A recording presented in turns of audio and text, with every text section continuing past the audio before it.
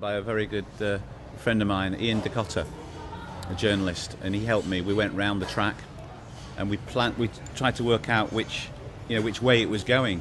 At one point, we actually got it wrong because obviously, we had the map of the track, but we didn't know which streets it was going to go on. But we were working till about 11 o'clock at night until we. And there was no lights then, obviously. No. That they hadn't put the lighting system in. I mean, the lighting system that's here is incredible. Obviously, it's very similar to Abu Dhabi, but the lights are a lot lower here because they're, almost at street level. But it's amazing to shoot in the light because it's like daylight. When you're so close to the cars on the track, it is pretty much daylight, and that's the amazing experience about it as well. You don't feel like it's nighttime until you look up in the sky and it's completely pitch black. Even the pit lane is very well lit, so we're actually very lucky. Obviously, the new Canon cameras we're shooting, the Mark IVs, the EOS 1D Mark IVs are incredible cameras because they're so advanced in the way they can use the ISO setting. They've improved the sensors, they've improved the ISO, so you can go up to sort of 1600, 2000 ISO without any loss of quality, and that really helps as well because it means we can shoot with a fast shutter speed. You need fast shutter speeds for the action to freeze it, and that is a key part of it as well. I mean, it's all imagine when we used to shoot with film, we were a real struggle on 100 ISO film, or sometimes we bought 400 ISO when it was a little bit darker, but most times we used to have 100 and we'd push it to 200. 200 was the maximum generally we would go, so we would struggle in these bad conditions. Now with the digital cameras, you can go above even that, 3200 ISO, so you can get that 500th of a second or 640th of a second shutter speed even in shooting in nighttime. The lights help and the cameras, so it's a mixture of the two really.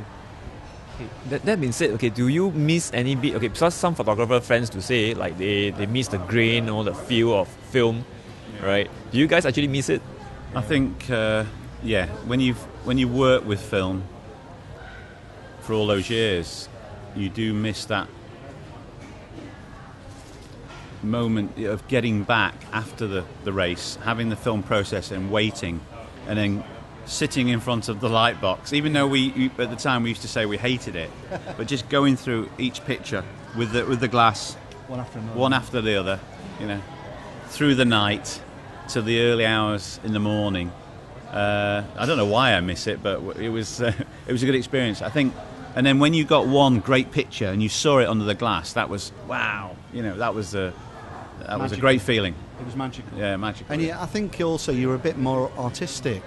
You experimented a lot more, and also then you didn't know whether it worked or not, and that's what it was all about. It was experimenting. You were more artistic. Now it's news. Get that photo back. It's more news orientated. Yes, we try and shoot some art, but it's not the same. Everything's instant pictures, and then probably the website sort of culture. The websites we work for around the world want the pictures instantly. They don't care whether it's artistic. I don't think they really care that much. They just want a nice speed. Yeah, it's all about getting that photo back. The first photo back that shows Singapore will be the picture, whether it's the Singapore flyer, whether it's the Parliament building, whether it's the iconic bridge shot, or the Fullerton Hotel, or all these iconic shots around the circuit. Who can get the quickest picture back? That's what it's all about, and it's lost a little bit of its artistic side, I think, and it's a shame really, but I mean there is still people just shooting artistic photos, but because we shoot a little bit of both, it's lost its little bit of edge, I think. I think going back to one of your earlier questions and talking about what's gone on in the past 30 years, the one thing I still keeps me going, I still enjoy, is going into the office in the morning and seeing all the magazines that have arrived from all over the world and flicking through them and seeing our pictures, with the Sutton credit. That's that's still going on. Whether it's film or digital, we're still having all those pictures published, and it's still great to go and see all the magazines and check their hours. Because the other thing is we shoot a lot of photos. Matthew, our technician, will upload a lot of photos, but we don't know what people are going to use. So we editors. We'll do our edit from for photographers. Then we put them on there, and then of course it's up to the editors of all the magazines around the world to choose what they want then, depending on their requirements. Okay, right. Okay, just now you started to mention about Canon. Okay, what's the relationship like? They're like sponsors, or how do they go about for you? And this It goes back a long time, doesn't it, Keith? Yeah, I mean, it does go back to '85, and I have to say I was using Nikon to begin with, the old Nikomat, the Nikon F2, but I was influenced by Canon when they came into Formula One with the sponsorship of the Williams team in '85, and they produced the Canon T90 with TTL flash. That was the big moment, I think. And also they provided a service bus at all the races, and we were able to loan all the equipment, of all the new products. And that was, I suppose, in my as a 25-year-old in my 5th year with not a lot of money, that was a great advantage. And from that moment, I suppose throughout the years, that's why we've stuck with Canon, and obviously they've developed over the years some great cameras. Okay, do you have any interesting? I mean, your careers have been so long. Okay, do you have any interesting things that events that occurred? That like Canon Professional Services came in for the rescue. I'm not sure when it got established though. That's one. They're always there to help you, and that's the good thing about them. They're pretty much at every race that we follow around the World Championship. 19 races we cover. They're there, so that's the important part. When you're spending so much money on your Canon system, you need to have that backup just in case you drop one. Like I said before, it was all news pictures. You're running a bit more than you used to. Everything's quick, so you will make mistakes. You might drop the camera, you might damage it. So, and that helps you by having Canon there to loan you a camera if it won't be repaired. They might not be able to repair it there and then, but they will be able to loan you another camera so you can carry on doing your job. But what you got to remember is that the cameras have changed. From the Canon F1, which was very much a manual camera, metal camera. You used to change the shutter speed on top. The lens had a barrel where you changed the exposure. Everything was manual. Everything was pretty much, and it was a very solid camera. Now it's polycarbonate, so the damage, to the cameras is a little bit more. The electronics in them are so complicated that things will go wrong. A little bit of rain on them will create, a few problems along the way.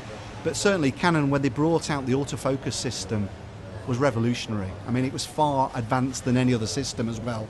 The EOS 1 that came with the autofocus cameras revolutionised. Like he said, with the T90, they then went to the EOS 1, and that changed things. They went to the EOS 1, and obviously then they went to the digital cameras, the D2000, and all the way through to the Mark IV that's out now. But the progression, it's a race. It's like with cars and other things, phones and computers. It's all a big race to get the best kit, whether it's for the pros or the amateurs.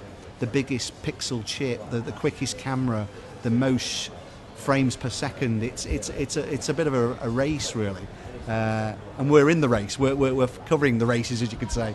But we're certainly with them now with the Mark IV, and I'm sure they're working on the Mark V as we speak, because that's the race of these cameras that's carrying on, and it's great. They're bringing out another 3, 4, 5, 600mm lens coming out later in the year, and these will be lighter, quicker, more advanced than any lenses that they've had in the past. So, we need to keep investing, I suppose. We don't invest in film and processing anymore. It's now in the technology of the cameras and the computers. Speaking of the transition from film to digital, do you still have your E6 back in the office? I'm afraid not. It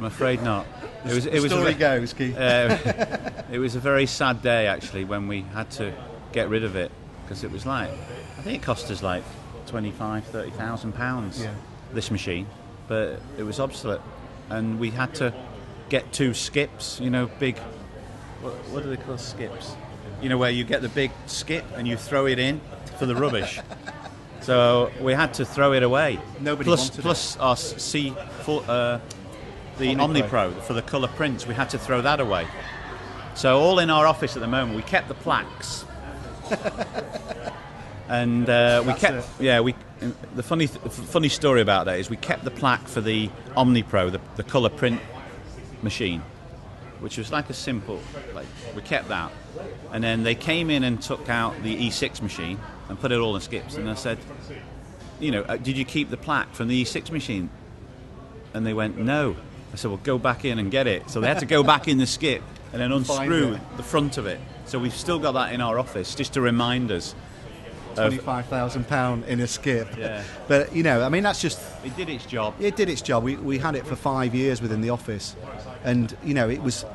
We could run 24 hours a day. That's the key to it. We had a QLab trained technician who ran it, but it meant we could run 24 hours a day. And the thing is that the professionals then, the single guys, the freelancers, couldn't compete with us. That's the difference.